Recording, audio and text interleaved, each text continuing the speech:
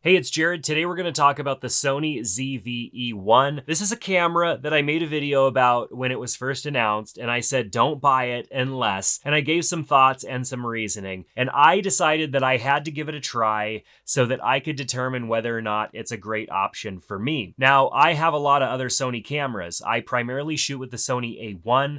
I have two Sony A7 IVs. I'm looking into an FX3. Top-down camera is an FX30, and in the past, I've always had a more compact Sony camera, like the Sony A7C, or I've had the A6600, 6500, 6400, and a lot of different versions of those cameras. And so I like having a compact camera. However, the compact cameras haven't always been that great at low light, and they've lacked some features. But with the Sony ZV-E1 in this new, not so new these days, ZV series of cameras that are primarily geared towards vloggers or content creators, is this camera a great option? So I wanted to talk first about where it falls in line for me. Like, where does this camera make sense? And then I'll talk about it as a camera globally with all of these other options that are available. Where does this camera sit? And then, of course, while I'm talking about it, I'll also showcase photos and video that I've shot with this camera because I've carried it with me almost every day, been shooting lots of content with it, as well as taking it into Glacier National Park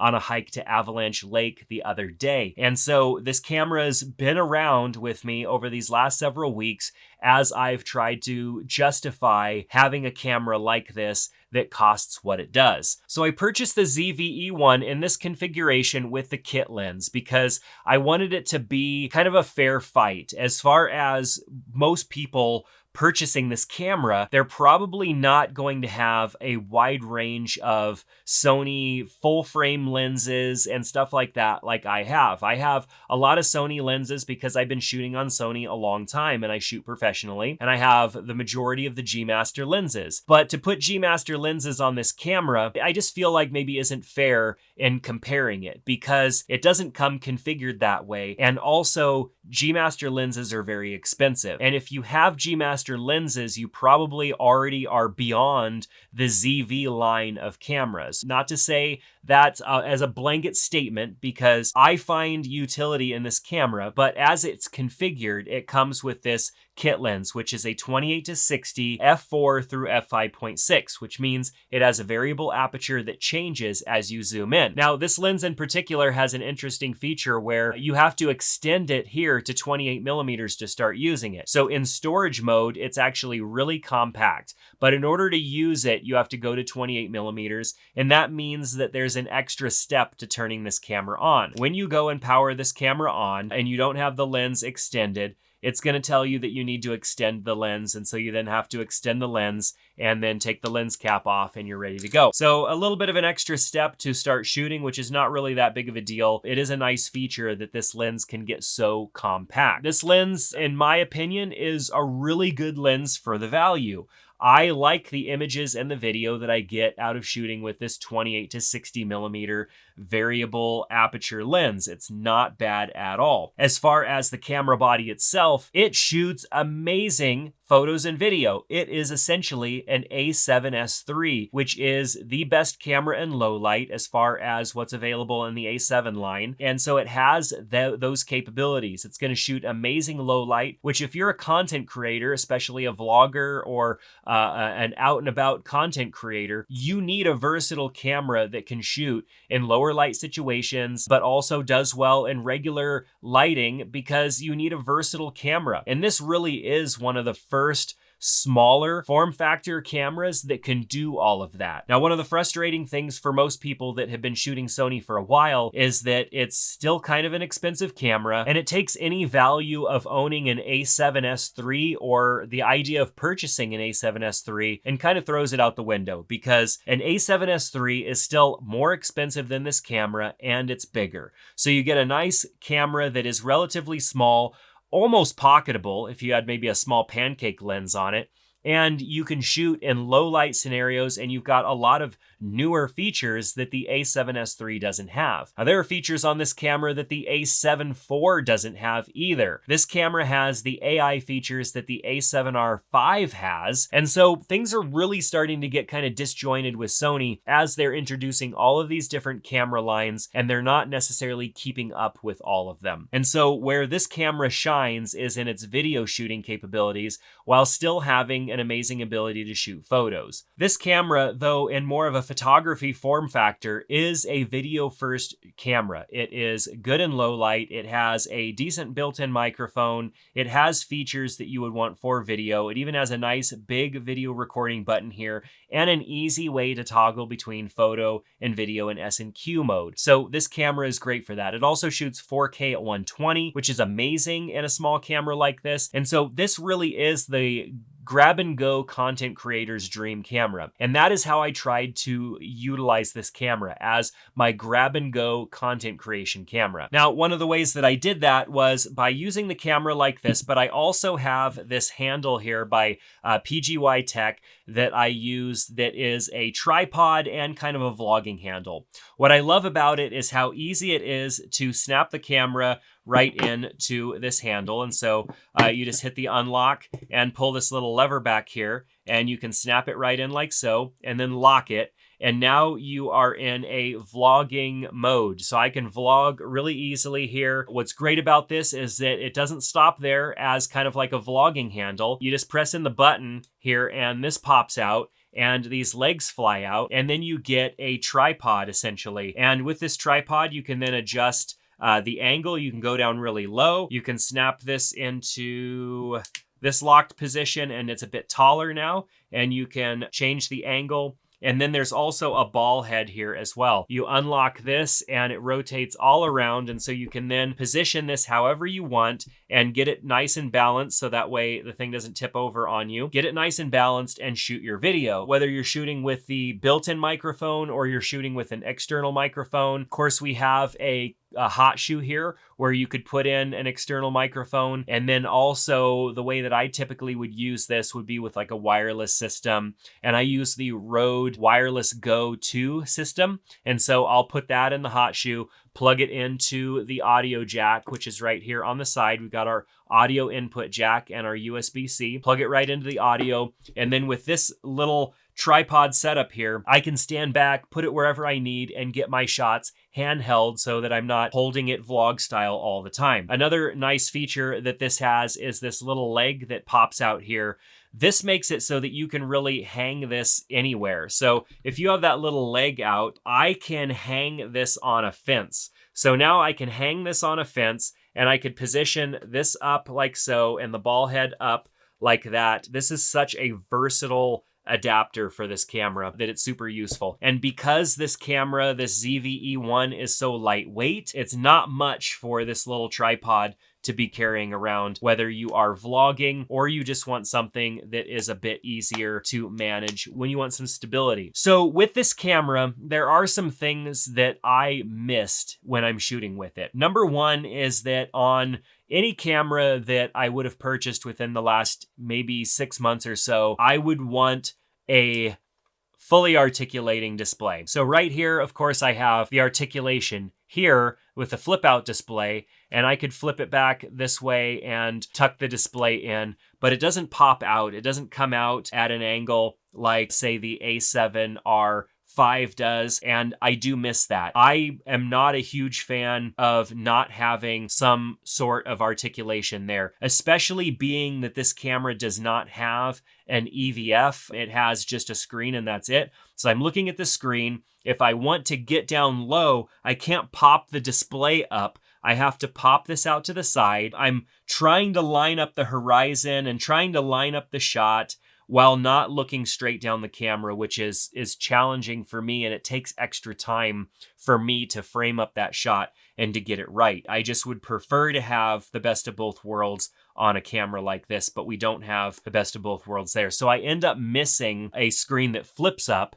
as well as articulates out. And I get that with a camera like this that is maybe more geared towards vloggers, we would rather have a flip out display so that we can monitor ourselves rather than having a flip up display. Another frustration is only having one single SD card slot. I tend to rely heavily on having two SD card slots because it's like having built-in SD card storage for a second card that's always ready to go, and I don't have to worry about utilizing too much space. I love shooting with my cameras kind of maxed out on their quality. And if we go up into image quality here and go over to file format, and then say we go down to XAVC iUltra 4K, and then go down to movie settings and go up to 60p. We've got it in 60p there. I only have 9 minutes left on this card now. This is a 64 gig card and I don't have a lot of it used. I like having an extra SD card slot because of that. Now, granted, most vlogs are gonna be fine in like a standard 4K mode. You don't need to be in some high format mode. Most of the time we're going to be shooting in like 24p. And if we want that 422, we don't have to go up to 100 megabits. We can go to 50 and get a lot of storage. See, now I have an hour and 40 left and I'm still shooting in a relatively high resolution, good quality, good image quality. Even if I go up to 100 megabits per second, I still have almost an hour left on that card. So it's not that bad, but I do like having dual card slots. I also have grown accustomed to full-size HDMI ports. On a camera like this, I'm probably not going to add an external monitor or mess around with that, but I do like having the full-size HDMI. I'm thankful that we do have audio output monitoring though. One of the other things that can be kind of frustrating is that when you flip out a display and you have something like a headphone jack plugged in, sometimes it gets blocked. With this camera, you're unable to flip the display down. Sony just decided, hey, like I know that our display sometimes will hit your plugs and your ports, so let's just not allow the display to flip that way now. It can flip around this way, and you can see that maybe if you had a very low profile plug in there, it would clear. I don't know. It really depends on what you have as to whether or not it would clear. I know that with most of my plugs, it probably wouldn't clear, and that's kind of a frustration. So depending on how you're going to utilize this camera, I think Sony may have kind of designed it this way so that you're not going to run into anything. Obviously, if you are going to be using any sort of audio monitoring here, you're going to run into issues, but you're probably not going to be in a vlog type of environment and also plugged in to some sort of a headphone jack. So probably not a problem. I don't necessarily know where else they could have put those plugs and not ran into these problems, considering it has a pretty good size display for the size of the camera, but that just is what it is. Battery life on this camera has been really good so far. It is on par with the A7 IV. I haven't had an A7S III in a while, so I can't really compare it head to head, but the battery life has been pretty good. I'm at 75%. I've had this camera powered up the entire time I've been at this video, and all day yesterday, off and on for probably 5 minutes at a time here and there, I was shooting with this camera while I was hiking Avalanche Lake. So I was shooting like these minute-long clips. I've been also shooting some photos and whatnot, and 75% battery left is still pretty darn good, considering I was shooting in a really high resolution as far as the video quality here. One thing that people have talked about is the menus here on the back, these quick action menus that you can get to. I do like those. I like the fact that they're all there and that you could simply just kind of swipe them away and swipe them back, and they'll come back. That's great. I feel like some of these I don't really need, and so it's nice that you can customize these. I for sure don't need a record button right here. You know, I just need to know that I'm recording because I'm probably going to use the physical button here.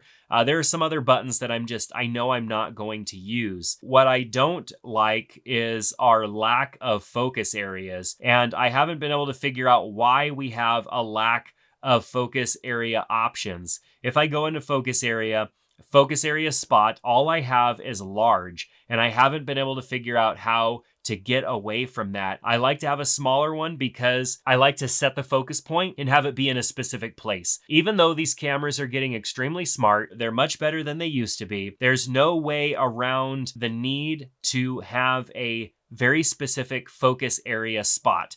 And with the focus area spot only being large, the camera sometimes will jump around, and that is when I use the large on anything else. I use small because I don't want the camera like looking around and thinking about something that might be going on behind me. I want that focus area spot right on me, and I want the camera to be thinking to itself, I don't care what's going on in the background because he told me only to use that small little focus area. Well, we don't have anything other than a focus area large, and I haven't been able to figure out how to get around that, even as I try and change different file formats and different record settings and all of that stuff. Haven't been able to get around that, which is kind of a bummer. Other features that I haven't found quite useful is the Cinevlog. I'm not a fan of the Cinevlog. I don't like it kind of baking everything in. I still prefer for it to shoot in more of a log format. So what I typically will do is go over into exposure and color, go down to color tone, and then we'll go to picture profile, and depending on what I'm looking for, I will go and probably put it in PP 11, picture profile 11, which is S-Cinetone, which essentially is what that vlog mode is doing, but the Cinevlog mode produces a slightly different look. And so I haven't gotten scientific about this, but when I put it into that mode, and let's see if I can just replicate that while we're here on camera. Let's improve our settings a little bit so that we can actually see something in the background. So we'll boost this up quite a bit, and we'll turn on our Cinevlog, which now for some reason is over here because we flipped the screen around. That's another thing that can get kind of tricky, is that a lot of times these settings will flip and move around, and so they're somewhere else other than where they were in the original position. A Cinevlog essentially is giving me that S-Cinetone, but it's also giving me these fake crop bars that I don't like as well. Fake crop bars are not changing the actual size of the resolution of the image that it's shooting. It's just adding black to the top and the bottom, and I don't like that at all. And if I render it out and somebody's watching it in a lower resolution format on YouTube, they're gonna have pixely black bars at the top and the bottom of their video. So Cinevlog is not a feature that I typically like. I will go in and actually turn my picture profile manually to S-Cinetone if that's what I'm going to use, or I will just go and shoot in S-Log 3 or S-Log 2, probably if I'm shooting something and want a little bit more contrast. Other than that, I mean, these buttons are great. Yeah, you know, you can tap and you can do all that stuff, but if you can do it with physical buttons, it's going to be much more effective. That's how I have always seen things, is a physical button is much more effective. Yeah, you can zoom there. Well, I can zoom right here as well, and I prefer this zoom, which I can slowly zoom or zoom a little bit faster, more so than just tapping a button where it jumps around. Yeah, some of those features are great to have, but I'm probably not going to use them so much as, I don't know, maybe somebody else will. But for me, I'm just not a fan of all of those on-screen buttons. I would prefer to have physical buttons, of course, but I would prefer to program my function button and have all of my quick access stuff here in my function button, which is much easier for me to access and toggle to. So let's talk about this camera in a comparison to other cameras. What this camera has going for it is two things. It has its form factor, which means it's small size, it's smaller size, much more compact and easier to carry around, and its low light capabilities. If you're trying to consider this camera versus an A7 IV, which is a bigger camera and a very capable camera that shoots higher resolution photos, but doesn't shoot as well in low light situations. If you're trying to compare the two, that's what it's really going to come down to. Are you in low light situations all the time and you need something that shoots better in low light? And is the size of this camera going to make that big of a difference? Now, if you are only going to be shooting with these lenses that come with the camera, these small compact lenses, and you're not going to be going out and buying any bigger G Master lenses or any bigger lenses that might have more of a zoom range, or might go down to f2.8. Most of those lenses are going to be larger. If you don't see yourself buying any of those lenses,